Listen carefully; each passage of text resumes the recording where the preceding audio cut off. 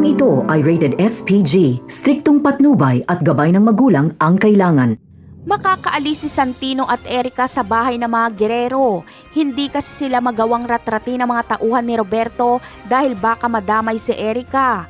Ang problema ngayon nila Santino ay kung saan sila magtatago dahil siguradong tutugisin sila nila Lucio at ng kapulisan dahil lalabas na kinidnap ni Santino si Erica. Kaya naman, dahil mag-isa na lang si Santino ay si Rigor na lang ang inaasahan niyang magiging kakampi. Kaya uuwi si Santino kasama sa Erica at ikikwento niya kay Rigor na ang mga gerero ang pumatay kay David at sila din ang nagpasabog para patayin si Tanggol. Ngunit maniniwala kaya si Rigor kay Santino? Ang sagot ay hindi. Bagkus ay pagbibintangan niya pa si Santino na nabayaran ni Tanggol para siraan ang mga gerero. Para kay Rigor ay mga santo ang mga gerero.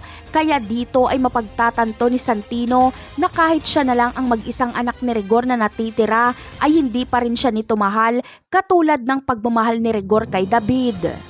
Ngunit matatauhan si Rigor kapag si Erica na ang magsalita. Sasabihin ni Erica na totoo ang sinasabi ni Santino na mamamatay tao ang kanyang pamilya. Ikikwento din ni Erica ang tungkol sa pagkatao ni Miguelito. Kaya dito mapagtatanto ni Rigor na napakarami palang kahayupan ng mga gerero. Hindi siya makapaniwala. Napakarami pa nating dapat abangan sa mga susunod na episode. Paalam!